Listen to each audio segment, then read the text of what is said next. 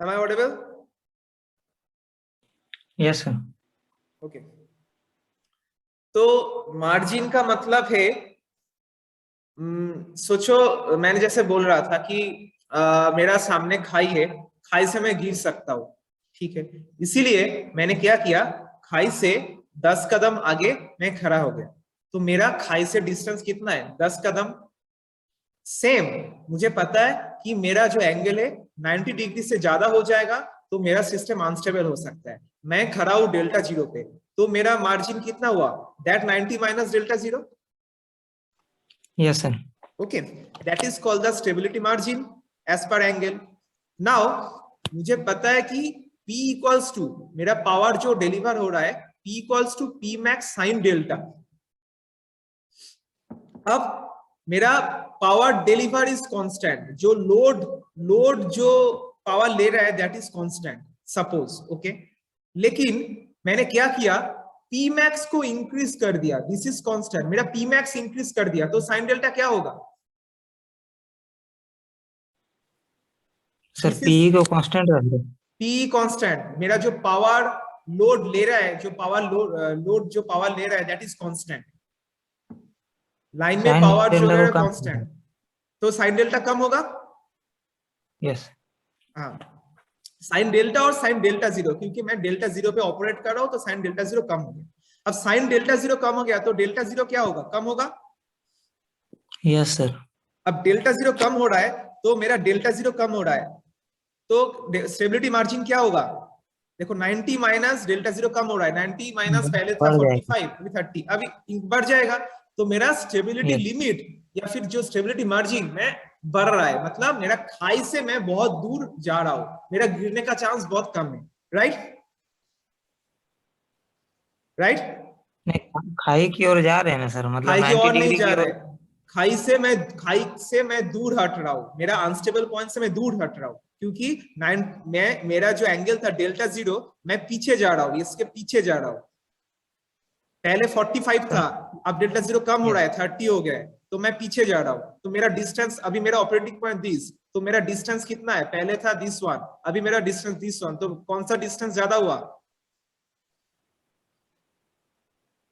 Sir जैसे 30 किए तो जैसे 60 एंगल 60 आएगा ना सर, डेल्टा 60 मार्जिन आएगा, तो ऊपर से। 30 के तो 60 आया, पहले मेरा 45 था सपोज, मेरा हाँ कितना सर। था 45 डिग्री था, तो मैं खाई से 45 डिग्री दूर था, अब मैं खाई से 60 डिग्री दूर हूं, तो कौन सा ज्यादा है। 60 डिग्री तो ज्यादा है सर, हाँ ज्यादा लेकिन है। 90 के करीब ना हो जा रहा है सर 60। नहीं नहीं, मार्जिन, ये गैप मैं बोल रहा हूँ 60, मैं अभी ऑपरेट कर रहा हूँ, I am operating eight fast, this is 45 में मैं ऑपरेट कर रहा था, अभी मैं ऑपरेट कर रहा हूँ 30 पे, और ये 90 मतलब बोलो ये gap, this is delta margin, this gap is delta margin, this oh gap. Yes sir, yes. पहले था 45, अभी ये गैप बढ़ गया 60, तो कौन सा, मैं खाई से तो दूर ही जा रहा हूँ ना, मैं गैप में बढ़ा रहा हूँ। हाँ यस। Yes sir. हाँ, तो मैंने क्या किया कि किसी भी तरह मुझे लाइन का जो मैक्सिमम पावर उसको मुझे इंक्रीज करना है, ये P मैक्स इसको मुझे इंक्रीज करना है, and this fax device will help in increasing this P max. ये फैक्स डिवाइस मेरे को P मैक्स को इंक्रीज करने के लिए काम में आएगा। तो अब देखते हैं कैसे ये काम होता है।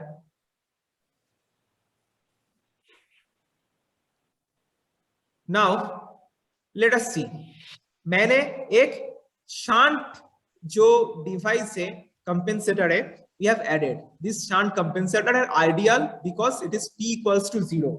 Okay, give me 1 second, I need to charge this laptop, I need to connect this laptop, so please 1 second wait.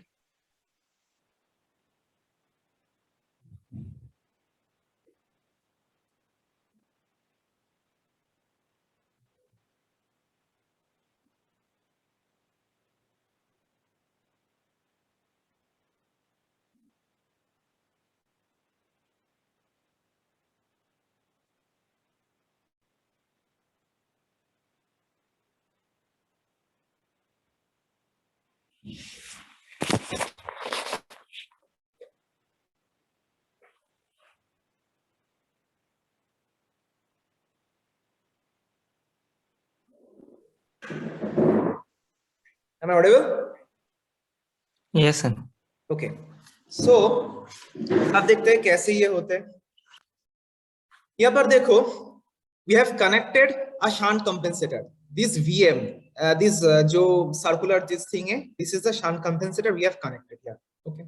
And we are considering that VM का जो magnitude है, VM equals to, we are considering this one, VM equals to VS equals to VR equals to V. The magnitude हम लोग assume कर ले कि तीनों का magnitude same है, amplitude same, ठीक है। उसके बाद फिर से दोबारा हम लोग देखते हैं कि ये वाला फेज एंगल जो हम लोग ऑलरेडी समझ गए, this one we have understood this thing. Okay, इसको हम लोग दोबारा देखते हैं। यहाँ पर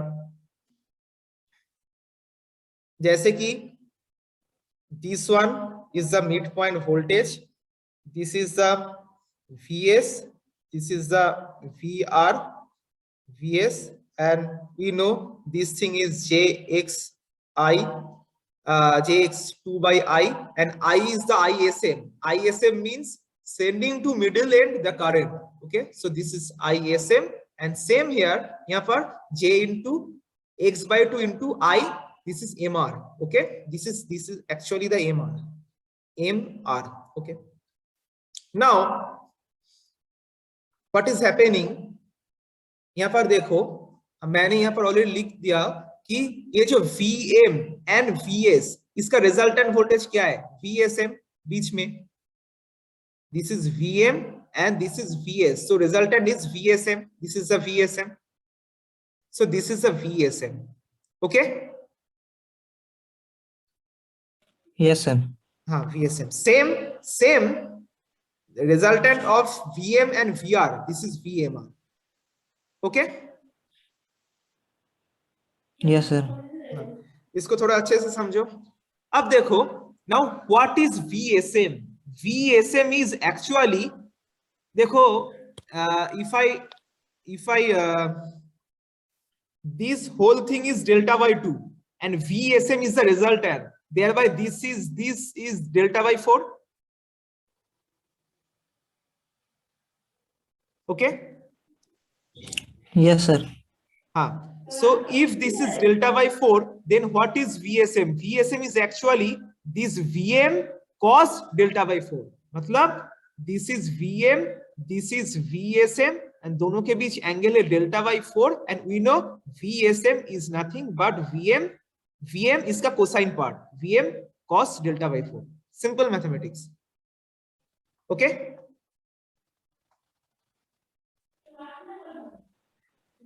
वो कैसे लिए cos VM cos delta by 4?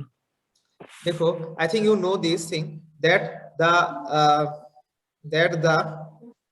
if this is A and this is B, then what is A? And this is theta. What is A? A is equal to B cos theta. ये वाला part, इसका जो this component B का Yes sir. A axis के ऊपर B cos theta, and इसका जो perpendicular component क्या होगा, B sin theta. इसका जो परपेंडिकुलर वाला कंपोनेंट, परपेंडिकुलर ये वाला जो कंपोनेंट होगा क्या होगा, B sin theta. सेम इसको मैंने लिए कि VSM, ये जो VSM है that is equals to VM cos delta by 2, ये जो VSM है ये है डेल्टा बाय 4, मेरा पास delta by 4, so this VSM is VM इसका cosine of delta by 4 equals to VSM। Same ये वाला फॉर्मूला मैंने यूज किया, A है x एक्सिस पे, B एक्सिस है B, and B cosine of this theta equals to A। Okay, समझे? Yes sir. हाँ, next, one second, let me remove this thing. Now, so VSM is, we have found this thing, V cos delta by 4. तो मेरे को बोलो कि ये वाला component मेरे को मिल गया V cos delta by 4, तो ये इधर वाला कंपोनेंट क्या होगा, this is, if this is cos, if this is cos, then इधर वाला क्या होगा, sin. This VSM equals to VM cos delta by 4, तो ये वाला कंपोनेंट क्या होगा, दिस वाला कंपोनेंट क्या होगा, साइन। Yes sir. समझे? तो this is A, this is B, इसका b का x एक्सिस के ऊपर कंपोनेंट होगा b cos theta and y axis के ऊपर कंपोनेंट होगा b sin theta. Same this vsm equals to vm cos delta y4 and ऊपर वाला कंपोनेंट होगा vm sin delta y4। so this portion is vm sin delta by 4 or v sin delta by 4 and this portion is v cos delta by 4। so देखो इस portion हो गया v sin delta by 4, so total क्या होगा 2v sin delta by 4। Yes sir. so 2 now मेरा i क्या होगा 2v sin delta by 4 equals to ism into x by 2। इसका वैल्यू क्या है ism into x by 2, so 2v sin delta by 4 equal to ism into x by 2। so what is ism? It is 2v sin delta by 4 divided by x by 2, this one। समझे या मैं दोबारा बोलूं इसको? ism x by 2। okay, I am telling this once again, however every student is busy for GATE, but okay, जब exam में आएगा तब देखेंगे इसको। I am drawing this once again, let me इसको मुझे थोड़ा साफ करने दो।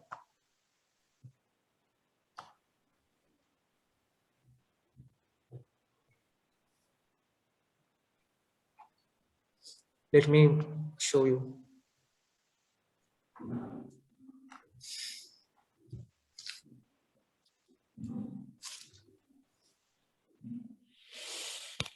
देखो जस्ट ये एक्चुअली क्या है, ये जस्ट तुम लोग समझ जाओगे तो बहुत मजेदार चीज है, लेकिन जब तक नहीं समझोगे तो बहुत टफ लगेगा। देखो ये है मिड पॉइंट वोल्टेज, मैग्नीट्यूड है मॉड वी, ये मेरा whole angle is delta by 2 and this angle is delta by 4, okay delta by 4 and this is we know VSM, so and this is VM। so what is VSM? ये वाला component क्या है? VSM is nothing but VM cosine delta by 4।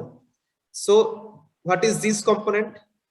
This is nothing but VM sin delta by 4, this is VM cos delta by 4, this is sin VM sin delta by 4। now what is the whole thing? What is the whole part? Whole part is the distance is क्या होगा twice into Vm sin delta by 4। Is it okay? Sir ये कैसे मतलब result कर रहे हैं ये नहीं देख पा रहे हैं हम उसको। Vm cos delta by 4 कैसे हो रहा है ये समझे? पहले ये बोलो। नहीं सर इसको मतलब नहीं समझ पा रहे हैं, मतलब उसको रिजॉल्व कैसे कर रहे हैं, किसको किसको किधर कंपोनेंट को तोड़ रहे हैं। कंपोनेंट जो तोड़ रहा है सिंपल, यहाँ पर है मेरा a, इधर है मेरा b, और ये वाला जो एंगल है मेरा delta by 4। So what is b? b का वैल्यू क्या होगा a cos डेल्टा बाई 4। ये है मेरा b, ये है मेरा a, so what is b? b equals to a cos delta by 4 and this is c, c equals to a sin delta by 4। just try to see one basic, ये क्या है तुम्हारा ट्रिगोनोमेट्री का एक formula देख check कर लेना कि कैसे क्या होता है इसका।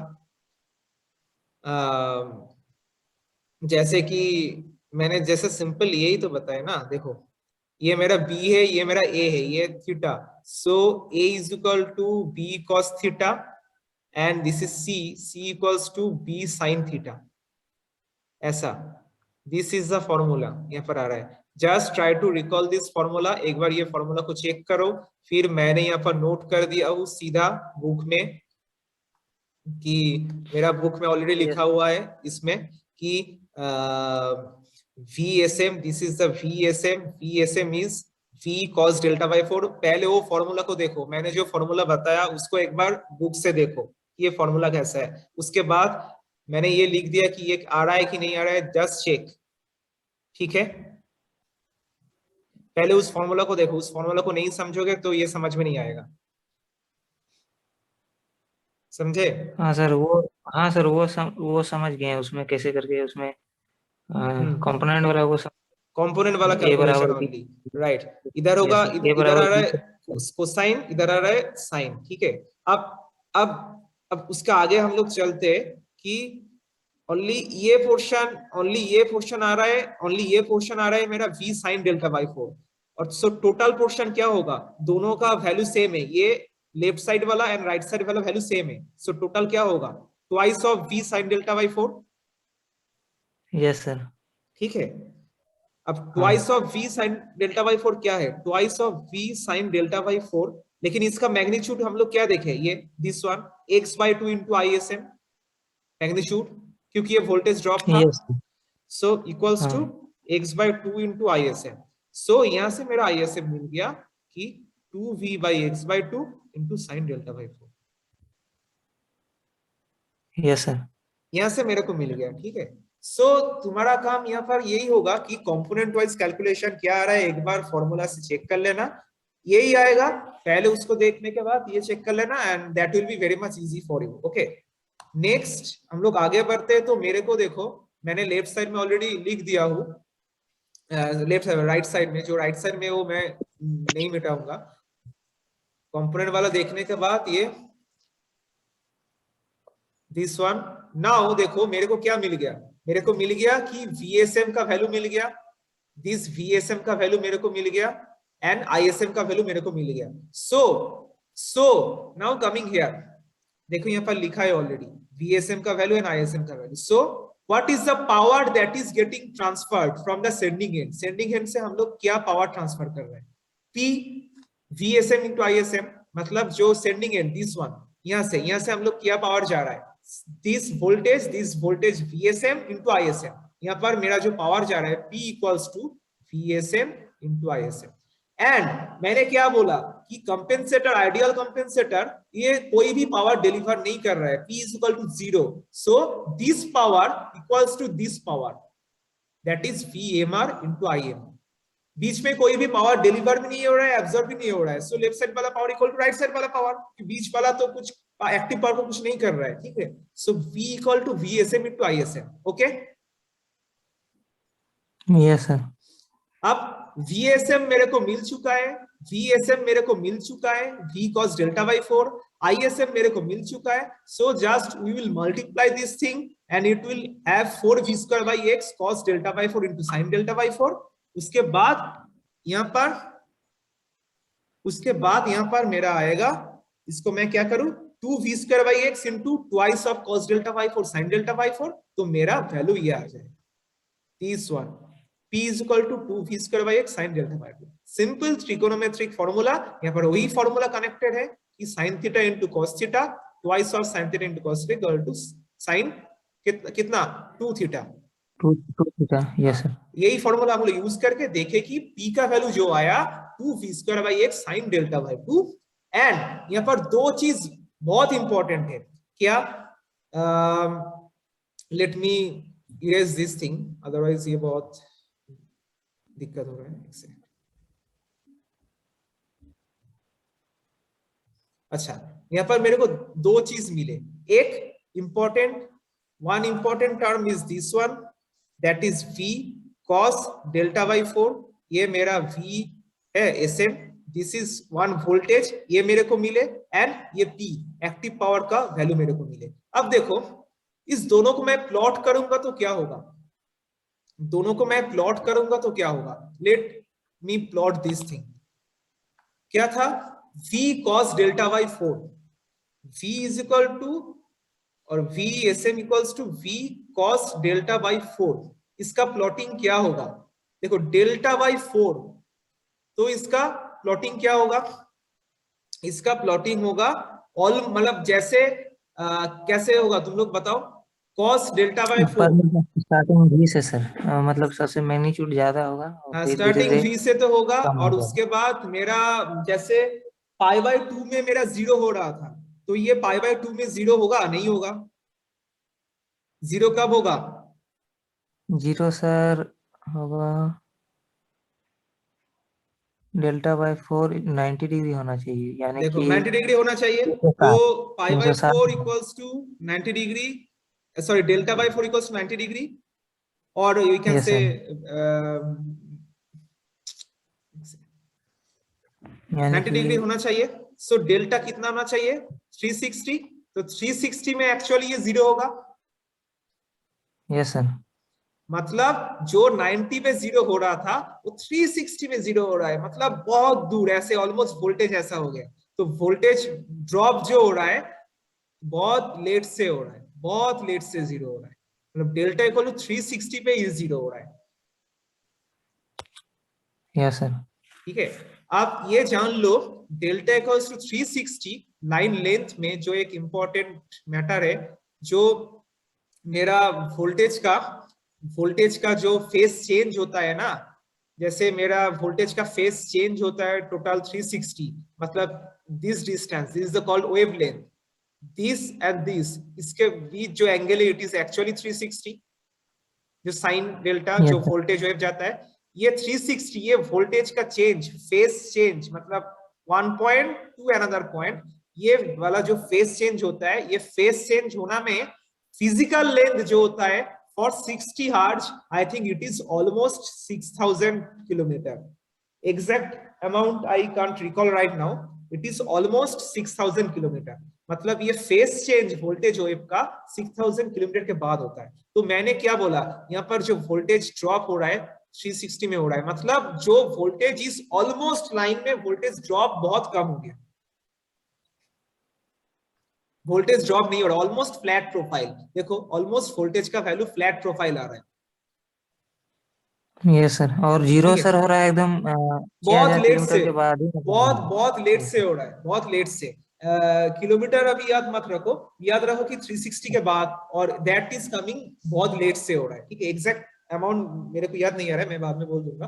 तो बहुत लेट से हो रहा है। तो क्या हुआ, मैंने क्या बताया था कि वोल्टेज रेगुलेशन इंप्रूव हुआ, वोल्टेज ड्रॉप जो है वो कम हो जाएगा, तो मेरा वोल्टेज रेगुलेशन इंप्रूव हो चुका है। अब मैं देखूंगा कि मेरा एक्टिव पावर में क्या हो रहा है। एक्टिव पावर में देखते हैं कि वैल्यू था, क्या था, it is I think, let me see the value again, the value था मेरा 2v²/x into sine delta by 2। सो इसका भी हम लोग देख लेते हैं कैसे होता है, 2v²/x साइन डेल्टा बाई 2। यहाँ पर भी हम लोग देखेंगे कि प्लॉटिंग करेंगे, पहले हम लोगों का था ऐसा, this is delta equals to 90 degree, and ये वैल्यू था मेरा v²/x मैक्सिमम। अब देखो मेरा p मैक्स कितना हुआ, p मैक्स 2v²/x, मतलब p मैक्स मेरा v²/x से बढ़ गया। मैंने क्या बोला था, p मैक्स बढ़ जाएगा तो मेरा डेल्टा मार्जिन इंप्रूव होगा, मतलब स्टेबिलिटी मार्जिन इंप्रूव होगा। यहाँ पर मेरा p मैक्स भी बढ़ चुका है, और देखो sign delta by 2, sine zero कौन सा पॉइंट पे होगा, यहाँ पर सेम प्रोसेस, साइन जीरो या फिर साइन मैक्सिमम कौन सा पॉइंट पे होगा, साइन डेल्टा बाई 2 मैक्सिमम कब होगा, डेल्टा बाई 2 90 डिग्री में मैक्सिमम होगा। हाँ सर, मैक्सिमम डेल्टा बाई 2 पर। तो डेल्टा इक्वल्स टू 180 पे ये मैक्सिमम होगा, ये मेरा delta line, X axis delta. So मेरा पावर को जो प्लॉटिंग होगा that will be almost like this. See देखो मेरा मैक्सिमम पावर बढ़ गया, 2v²/x हो चुका है मेरा मैक्सिमम पावर, एंड डेल्टा जिस पॉइंट पे ये मैक्सिमम पावर मेरे को मिल रहा है अभी, दैट इज 180। सो मेरा maximum power capability limit that is also getting increased. So हम लोग जो फिगर देखेंगे बुक में, यहाँ पर भी सेम फिगर हम लोग देखेंगे कि if we compare, let me show you, I think यहाँ पर देना चाहिए। हाँ देखो, ओल्ड Pmax था ऐसा, this line, this blue, this YOLO line is my old Pmax, लेकिन मेरा अभी नया Pmax आ चुका है, that is twice of the old Pmax, this line, this is the my card, that is 2v²/x sin delta।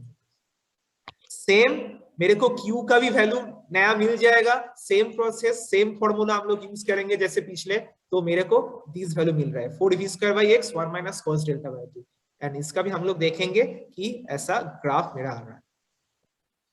सो हम लोग देख लिए कि मिड पॉइंट पे हम लोग यूज करेंगे तो मेरा ट्रांसमिटेबल पावर कैपेसिटी इंक्रीज हो रहा है, मेरा मतलब कितना और इंक्रीज हो रहा है transmittable power, it is almost doubling its previous maximum one, and also मेरा वोल्टेज रेगुलेशन भी इंप्रूव हो रहा है, दैट वोल्टेज रेगुलेशन भी इंप्रूव हो रहा है।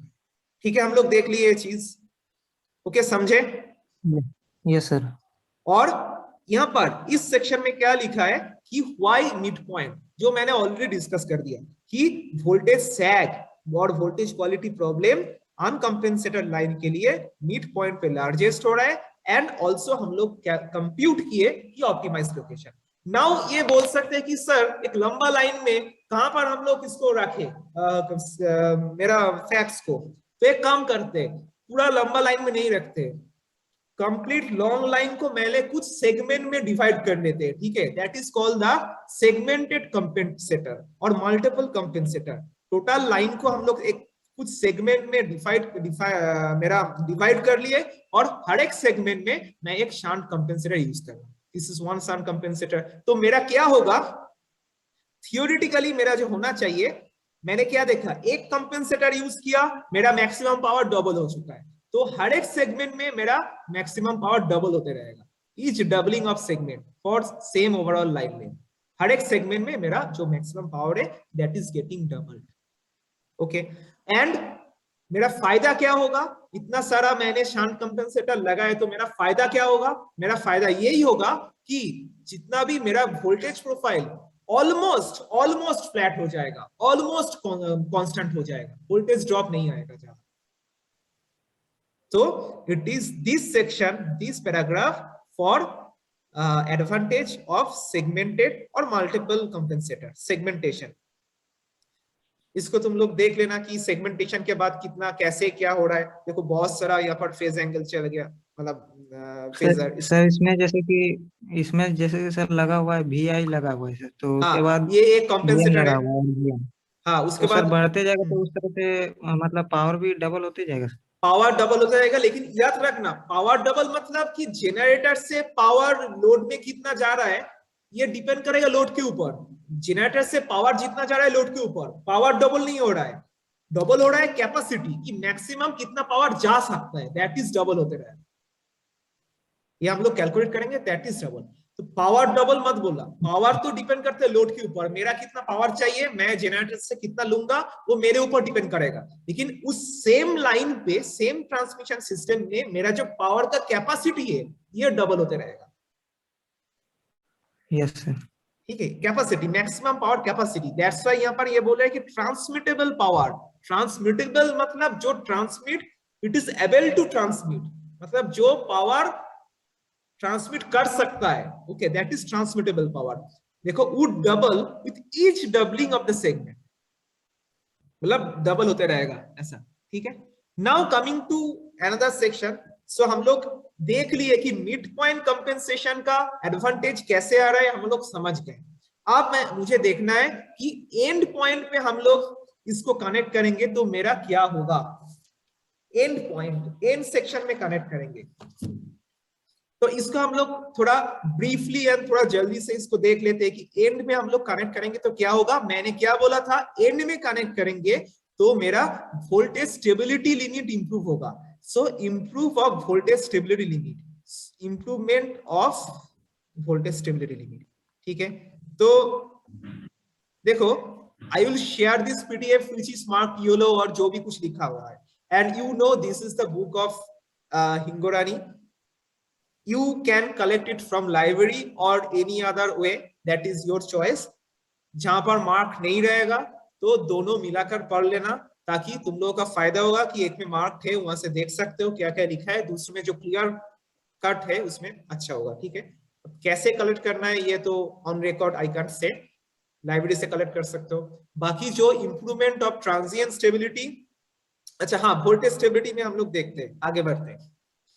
देखो तुम लोग voltage stability power system analysis में पढ़े हो? नहीं सर, हम नहीं नहीं पढ़े पढ़ हो, पाए हैं। ठीक है। तो एक काम करते, इसको तुम लोग यहाँ से पढ़ सकते हो या फिर किसी बुक से पढ़ सकते हो, लेकिन मैं जस्ट बहुत ही ब्रीफली इसको बोल देता हूँ कि suppose it is sending an voltage Vs and this is the X line reactance and this is the receiving end voltage, okay। Now if we plot the per unit voltage with respect to per unit power. If we plot this thing, then what will happen? If we plot, इसका एक बहुत अच्छा सा एक calculation है. If I have time, then I will write that calculation and will share with you कैसे ये plot मेरे पास आ रहा है. V per unit and P per unit, इसका क्या है ना, इफ मेरा लोड लैगिंग है, ज्यादातर लोड लैगिंग होता है, तो मेरा प्लॉट आएगा ऐसा ऐसा, एंड धीरे धीरे मेरा जब ऐसा, उसके बाद मेरा ये जा रहा है लीडिंग लोड. सो क्या हो रहा है, this thing is for leading, this is 1 per unit, this point is 1.0 per unit. देखो this line is the 1.0 per unit, and this is leading load, this is suppose UPF, unity power factor, and this is suppose lagging load 0.8 lakh, 0.6 lakh, like this, and this is P per unit. तो हम लोग क्या देख रहे हैं, इसमें दो observation है.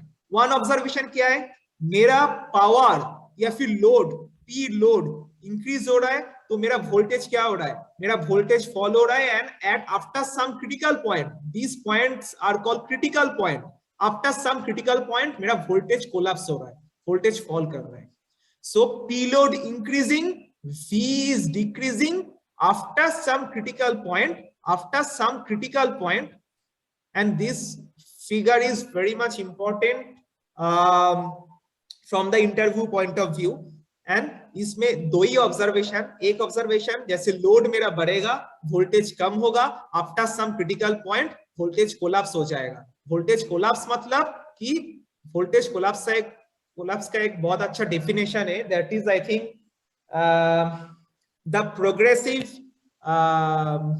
you can see from book, you can study this from book, the progressive fall of voltage. मतलब वोल्टेज का वैल्यू प्रोग्रेसिवली फॉल हो रहा है, धीरे धीरे देखो कंटिन्यूअसली वोल्टेज का वैल्यू कम हो रहा है. ठीक है, तो ये ऑब्जर्वेशन समझे, सिंपल ग्राफ से तो समझ रहे हो. मेरा लोड बढ़ रहा है, वोल्टेज फॉल हो रहा है, मेरा P बढ़ रहा है, वोल्टेज फॉल हो रहा है, आफ्टर सम क्रिटिकल पॉइंट मेरा वोल्टेज बहुत जल्दी से फॉल हो रहा है, that is called the voltage collapse. Okay, yes sir. हाँ, अब देखो मैं जस्ट ये ऑब्जर्वेशन बोल रहा हूं, उसके बाद वोल्टेज स्टेबिलिटी एक बार तुम लोग देख लेना. And second observation is that जब देखो मेरा लीडिंग लोड आ रहा है, लीडिंग, तो मेरा एट सम पॉइंट, मेरा जब लीडिंग लोड आ रहा है, एट सम पॉइंट मेरा वोल्टेज इंक्रीज हो रहा है, 1.0 से ज्यादा हो रहा है मेरा लीडिंग लोड में. जैसे फेरेंटी इफेक्ट में होता है, कैपेसिटेंस ज्यादा है फेरेंटी इफेक्ट में, तो मेरा रिसीविंग एंड वोल्टेज ज्यादा हो रहा है, right? Yes sir. Same, that is called basically voltage swell. इसका एक नाम है वोल्टेज सोएल. जब तुम लोग बाद में कभी स्टडी करोगे तो देखोगे वोल्टेज सोएल मतलब वोल्टेज ज्यादा हो रहा है. So second observation, with leading load voltage swell मतलब ज्यादा हो गया, फुल गया, वोल्टेज सोएल में हैपन. सो एनी डाउट, इसमें कोई भी डाउट है तो बोलो. This is the curve of V versus P, and कैसे आया मत पूछो, ये सिंपल इक्वेशन लिखा हुआ है बुक में, या फिर आई कैन शेयर, बट इसका ऑब्जर्वेशन में कुछ डाउट है तो बोलो. No sir. ओके, लेकिन मेरा फैक्स डिवाइस क्या करेगा, हम लोग तुमको पता है, मेरे को भी पता है कि ज्यादातर लोड इंडक्टिव है, तो इंडक्टिव लोड, ज्यादातर लोड इंडक्टिव है, मतलब ज्यादातर मेरा कर्व मिलेगा ऐसा, right? Yes sir. Inductive load. लेकिन मेरा ऑब्जर्वेशन क्या है इसमें, मेरा ऑब्जर्वेशन ये है कि मैं कैपेसिटर ऐड करूंगा तो मेरा कर्व उससे ज्यादा मिलेगा, मैं कैपेसिटर ऐड करूंगा तो थोड़ा लीड हो रहा है, तो इससे ज्यादा बेहतर कर्व मिल रहा है.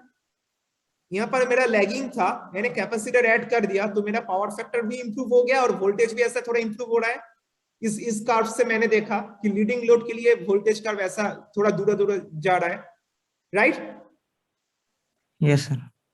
आई एम एडिंग कैपेसिटर, तो मेरा load is getting towards the leading, lag से लीड की तरफ जा रहा है, मैं कैपेसिटर ऐड कर रहा हूं. ठीक है, तो फाइन. लेकिन फैक्स डिवाइस क्या करेगा, फैक्स डिवाइस ऐड करने के टाइम मेरा कैपेसिटर ऐड हो गया तो मेरा वोल्टेज इंप्रूव हो गया, मेरा कर्व ऐसा इंप्रूव हो रहा है, लेकिन वोल्टेज स्वेल भी नहीं आएगा, देखो ये मेरा लीड जा रहा है, मेरा लीड जा रहा है। I have added the capacitor by the help of FACTS device. तो मेरा कर्व धीरे धीरे राइट साइड में जा रहा है, तो राइट साइड में जाएगा तो क्या होगा ना, इसका इंप्रूव होगा कर्व का, लेकिन वोल्टेज स्वेल भी नहीं आएगा। मतलब जो प्रॉब्लम मेरा हो रहा था वोल्टेज स्वेल का, कि लीडिंग कैपेसिटर के लिए वोल्टेज ज्यादा हो रहा है 1.0 से, that problem will not occur, also the voltage profile will be improved. मेरा राइट साइड वाला वोल्टेज प्रोफाइल मिलेगा bye the help of FACTS device. यहां पर भी देखो, I can share the figure from the book.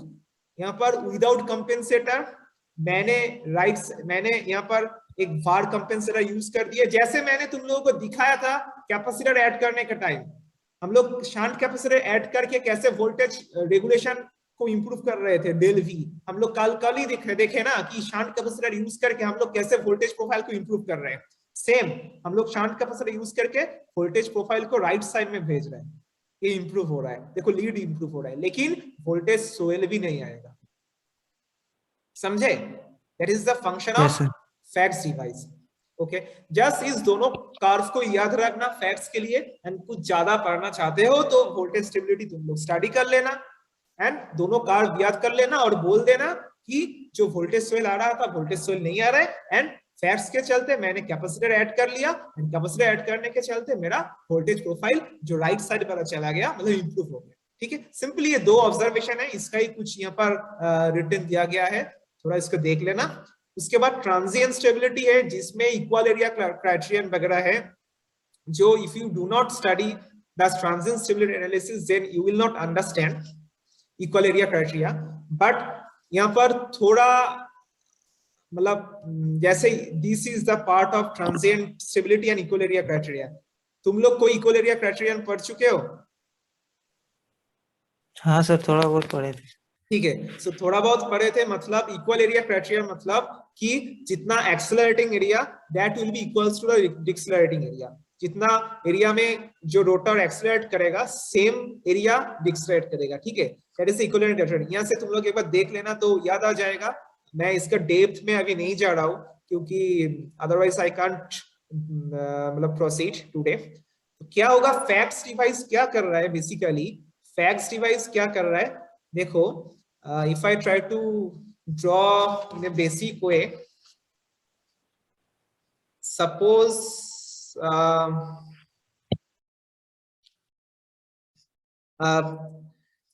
देखो इक्वल एरिया क्राइटेरिया मतलब मेरा suppose 3 phase to ground fault हुआ।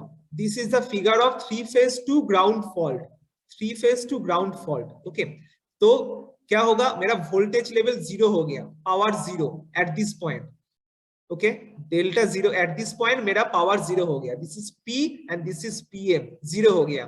और this is the delta clearing angle. इस पॉइंट पे राइट साइड में जो डेल्टा CL मैंने लिखे है, इस पॉइंट पे मेरा फॉल्ट क्लियर हो गया, तो मेरा जो पावर है फिर से सेम इधर आ गया, and again it will accelerate and decelerate. So जैसा था कि जो एरिया था, just try to recall it, जो area this area A1 should be equals to this area A2 for equal area criterion analysis, for equal area criterion analysis. And यहाँ पर मेरा maximum angle कितना तक जा सकता है, maximum up to this, maximum up to this. तो critical angle हम लोग पढ़े थे कि यहाँ पर किसी पॉइंट पे होगा डेल CR क्रिटिकल एंगल, ताकि मेरा एरिया 1 इक्वल्स टू एरिया 2 आ जाए। मतलब मैक्सिमम मतलब सपोज, इसको तुम लोग नहीं पढ़ने से समझ में नहीं आएगा। मैक्सिमम मतलब सपोज ये डेल्टा CR तक आ चुका है, डेल्टा CR और this up to this, this is A1 and this is A2। ठीक है, आप सोचो मेरा फॉल्ट क्लियर डेल्टा CR से ज्यादा पॉइंट में आए, फॉल्ट क्लियरिंग एंगल सपोज यहाँ पर आ चुका है, यहाँ पर मेरा फॉल्ट क्लियर हो रहा है, यहाँ पर मेरा फॉल्ट क्लियर हो रहा है, तो मेरे एरिया कितना होगा, इतना। लेकिन यहाँ पर राइट साइड में सेम एरिया कभी नहीं आएगा, राइट साइड में सेम एरिया कभी नहीं आएगा, तो सिस्टम अनस्टेबल हो जाएगा, सिस्टम हो जाएगा मेरा अनस्टेबल। कुछ याद आ रहा है, ऐसा कुछ था? थोड़ा भूल गए हैं सर, ये वाला देखना पड़ेगा ये इसको। वाला एक बार देख लो। ठीक है, इक्वल एरिया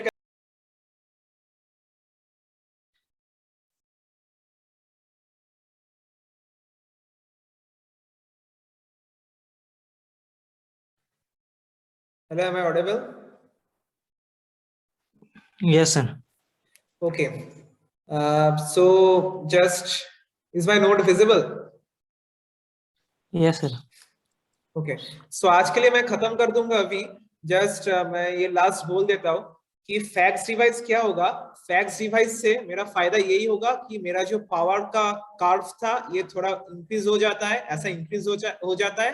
तो इंक्रीज हो जाएगा तो यहाँ पर हम लोग देख सकते हैं इजीली कि ये वाला जो एंगल होगा equal area, this will be area 1, this will be area 2 and मेरा जो मार्जिन, ये वाला मार्जिन इंक्रीज हो जाएगा। पहले मेरा मार्जिन था दिस पोर्शन मेरा मार्जिन था, अब मेरा मार्जिन बहुत ज्यादा हो गया इंक्रीज। ठीक है, इसको थोड़ा बुक से देख लो, क्योंकि if you do not understand the transition stability and equilibrium criteria, then I can't say how it is improving. Okay मैं तुम लोगों को बोलकर फायदा नहीं होगा कि हम कैसे ये हो रहा है। सिंपल जान लो कि ये ट्रांसमिटेबल जो पावर और that means the maximum power capability increase होने के चलते मेरा steady state stability limit and transient stability ये दोनों का मार्जिन इंप्रूव हो रहा है। ठीक है, so I can if I observe the book then यहाँ पर अच्छे से लिखा हुआ है कैसे इक्वलिब्रियम क्राइटेरियन इस पोर्शन में अच्छे से लिखा हुआ है। एक बार इसको देख लेना और देखने के बाद ये this one is the previous one. See just मैं एक बार शॉर्ट यहाँ पर बोल देता हूँ कि this area is the margin, a margin, and देखो यहाँ पर मार्जिन कितना बड़ा हो गया, देख सकते हो। Obviously angle area same, this area and this area is same, इसका जो एरिया है वो सेम है, लेकिन जो मार्जिन है देखो कितना बड़ा मार्जिन आ गया, right? Yes yes. That is the basic फायदा ऑफ द फैक्स डिवाइस। ठीक है, कैसे आ रहा है ना, सिंपल, मेरे को ये मिला था पी मैक्स, मेरा को ये न्यू पी पावर का प्रोफाइल मिला था एंड ये है ओल्ड पावर का प्रोफाइल, एंड इसके चलते मेरा जो मार्जिन है ये बढ़ गया, सिंपल। ठीक है, सो यस आज हम लोग एडवांटेजेस पढ़ लिए इसका, एंड दूसरा है ऑसिलेशंस, डैम्पिंग। ये ऑसिलेशन डैम्पिंग कैसे हो रहा है या फिर उसको हम लोग कैसे डिक्रीज कर रहे हैं, या हम लोग टीसीआर में जब घुसेंगे वहां पर पढ़ेंगे। टीसीआर मतलब यह हम लोगों को जानना चाहिए, thyristor control reactor, thyristor switch reactor and capacitors, ये सब कुछ जब इस पर हम लोग जाएंगे तो देखेंगे। ये क्लास खत्म हो जाएगा, टीसीआर एसबीसी एंड स्टैटकॉम पढ़ लेंगे इसी हफ्ते एक एक्स्ट्रा क्लास लेने के बाद, तो that will be included in your syllabus of mid sem also. ठीक है, सो आज के लिए इतना ही, बाकी हम लोग देखते हैं एक्स्ट्रा क्लास हो पाएगा तो कोशिश करते हैं। ठीक है, एंड बाकी शायद बहुत लोगों का गेट एग्जाम भी है, तो I don't think that is possible to take extra class, but let's see. So okay, any doubt? No sir. ठीक है तो ओके, बाय।